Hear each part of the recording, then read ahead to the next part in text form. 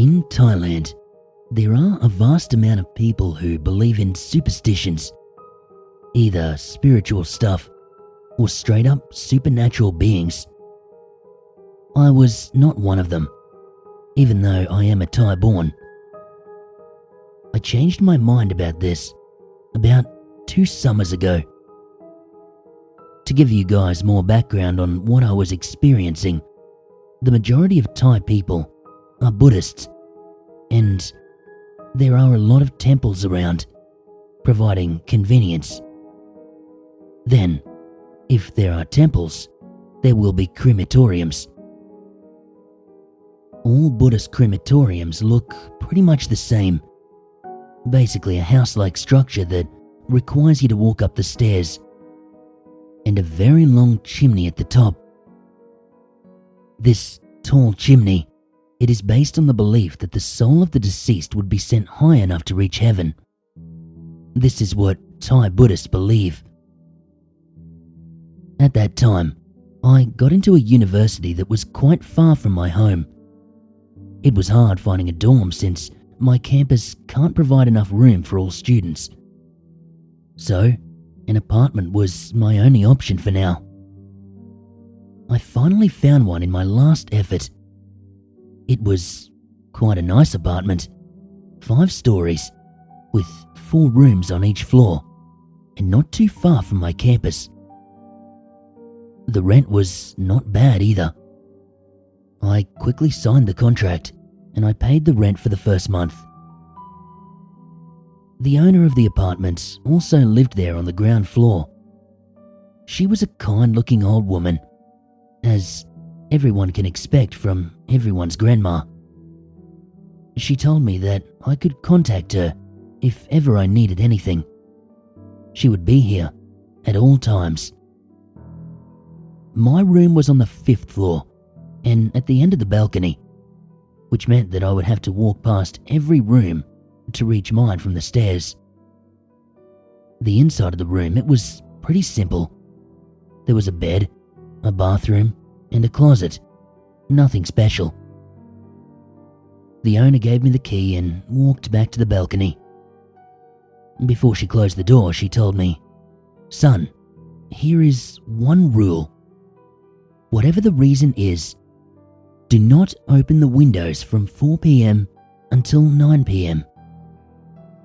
With that, she walked out and closed my room's door. I did not want to ask the reason behind the rule. I just turned and glanced at the windows. The windows looked like small doors. No glass at all. Just plain wood. At least I didn't have to buy curtains, I thought to myself. 3 weeks passed, and my first semester started. All the studying and the extra activities, it all kept me very busy at campus. Most days I would get back to my room around 11 p.m. I never opened my room's windows.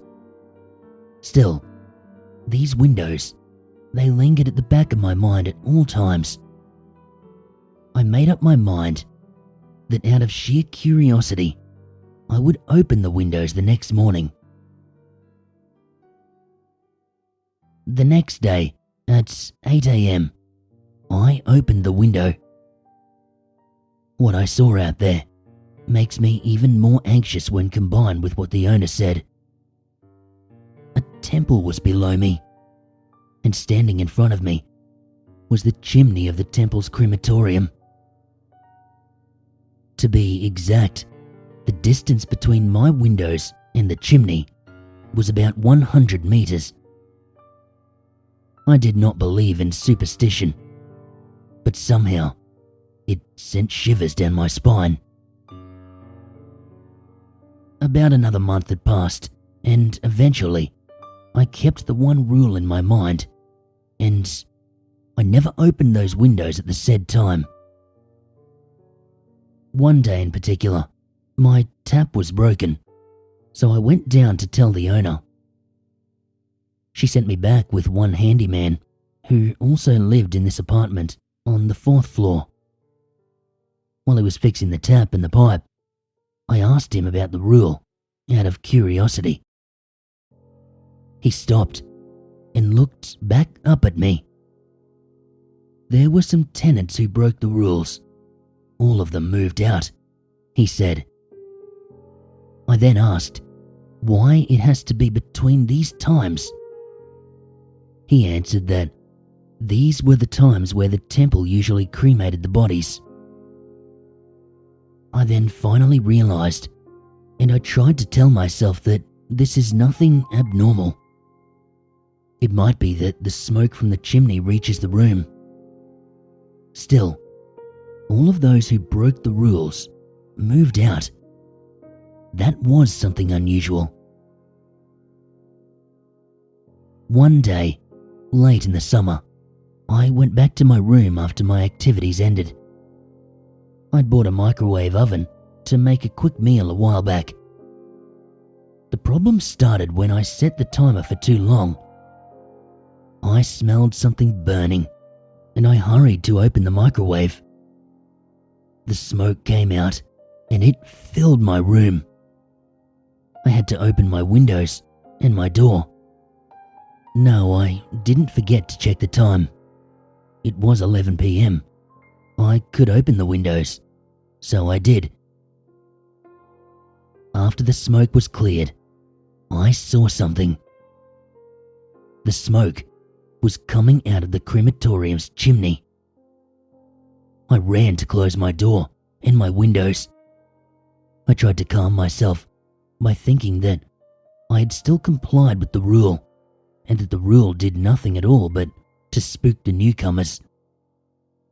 The real thing happened after I tried to sleep around midnight.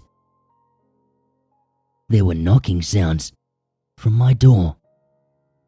They were not loud, but still clear in the middle of the night. Knock, knock, knock. 3 times, and then stopped. Then 3 more. I got up and opened the door. There was no one. Nothing there at the front of my door in the walkway. It might be a prank. I tried to comfort myself, and I went back to trying to sleep. The sound did not stop, but I managed to sleep somehow, eventually. The morning came. I was preparing myself to go to the campus when suddenly another knock on my door. It was the owner and a male stranger. It turned out that this man was my neighbor. The reason for the visit was a noise complaint. Apparently, he heard the knocking sound as well. The week after that was a nightmare. The knocking sounds would not stop. Until one day, I could not put up with it, so I decided to confront the problems. This knocking prank, it needed to be stopped. I waited until late at night when the knocking started. Then, it came as usual. I jumped up and ran to open the door. No one was there. I went back and waited, and this time, rushed to open at the moment the knocking sound came into my ears. Still, no one. Fear ran through me, and I went back to bed quietly, letting that noise haunt me through my sleep. The morning came, and that day was a holiday. I woke up late due to the lack of sleep. I decided to stay in my room. I want to know what happened. I checked my room's door, just in case there were any gaps or anything that could generate these sounds on its own. I found nothing. Then, I tried knocking. This made me realize something. These sounds, they did not match. I then tried knocking on my closet. Still, different. The sounds did not match with my bathroom door. The only thing I felt at that time was fear. I went downstairs to tell the owner about what happened. She replied with a question. If I happened to open the windows between the times in the rule. I denied this, and I told her that the only time I opened those windows was last week at around 11 p.m. She looked at me and gave a sympathetic smile. She said that I still had to pay for 2 more months, as according to the contract, in case I wanted to move out. I went back to my room. I opened my room's door. What I saw after that still haunts me to this day. I saw that all the windows were opened, and I could clearly see the crematorium chimney very well. There was a figure, a man, standing there on the very top of that chimney, looking down at me. I rushed to close the windows. I wanted to pretend that I never saw what I had seen. The night came. I laid on my bed, thinking about what to do. The windows slowly opened again. I looked at the time. It was 11 p.m. I got up, slowly, scared, trying to close them. That was when I saw something. The vision before my eyes was the chimney as usual, but there was something on the base of the chimney. It crawled up the chimney. It took a while until it reached the top, but when it did, it turned to face me. It turned out to be a person dressed in yellowish orange. That's what the Thai Buddhist monks would wear. My mind went blank for a while. What came after was a sheer panic attack. The figure, it jumped down the chimney. I ran to shut the windows and I went to bed, covering myself with a blanket. Suddenly, there were the knocking sounds on that window. It then became more violent as I tried to ignore them. After a while, the pounding stopped. As I began to feel relieved, the sounds came back again, but not on the windows. The knocking sounds were coming from my bathroom door. With all the courage I had left, and I didn't know what made me do it, I ran to the bathroom and opened it. Someone was there, in the bathroom. I didn't have enough courage to face him. I just looked down at the floor, seeing the feet. There was something strange about the feet. The left foot was on the right leg, and the right foot on the left. I then built up my courage to look up from there. I saw the old and torn yellow cloth that monks wear. When I looked up to his face, he was staring at me. That was when I blacked out. The morning came, and I woke up in front of the bathroom door. Did I really just see the ghost of a monk? I didn't know how to react. All I knew then is that I could not live there anymore. I went to the office to tell the lady that I'll move out today. She told me that I couldn't get the money back since I was the one who broke the contract. But I didn't care. I just wanted to get out of there. What I saw that night still haunts me. Still, out of curiosity, I went to the temple compound to make some merit and to ward off bad luck.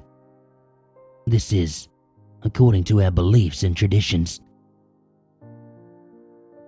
The whole place, it looks normal. The crematorium stands there in the corner of the compound. There was an old monk sweeping the floor. He turned his face towards me. He then asked me if it was scary. This is as if he knew what happened the night before. He then asked me to follow him into his house within the compound. He started telling me this story. It was around 30 years ago, when he was in his early 30s. In this compound, there was once a monk who was practicing something that no monk should be doing. It was black magic. The monk was seeking a way to control the souls of those who died. As the belief goes, those who practice these kind of rituals, they will not die a peaceful death, and the soul will not be freed. That monk one day disappeared without a trace. Then, several days later, 3 other monks began to disappear. Then, people began to smell something rotten within the house of that monk. The others conducted a search, and they found one chest. Inside that chest, there were 3 objects around the same size, wrapped with the yellow cloth. Inside them were feet, all of them rotten. From what they saw, all of the feet were left feet. The bodies of these 3 monks, they were later found buried behind the house. The monk who first disappeared still had not been found. The 3 monks were sent to the crematorium according to tradition. Something strange happened, however. The smoke that came out, it was much less than expected. After the funeral finished, people began the inspection of the crematorium, and one person looked up at the chimney. He saw something blocking it. He lifted his lamp up, and he saw a monk, his body twisted, stuck there in the chimney. When the body was brought out of the chimney, he carried the 3 missing feet with him.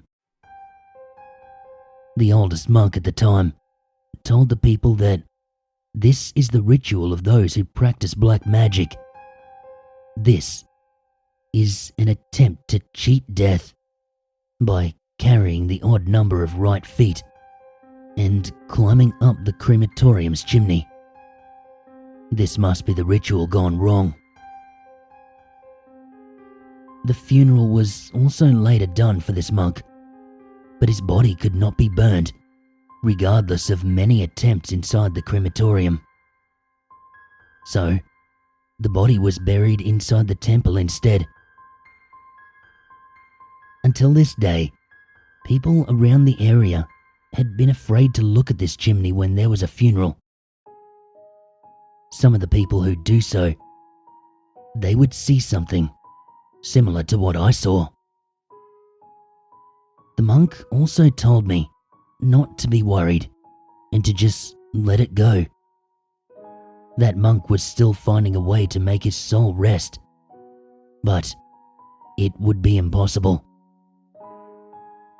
Until now, I still am afraid to look up when I see a chimney.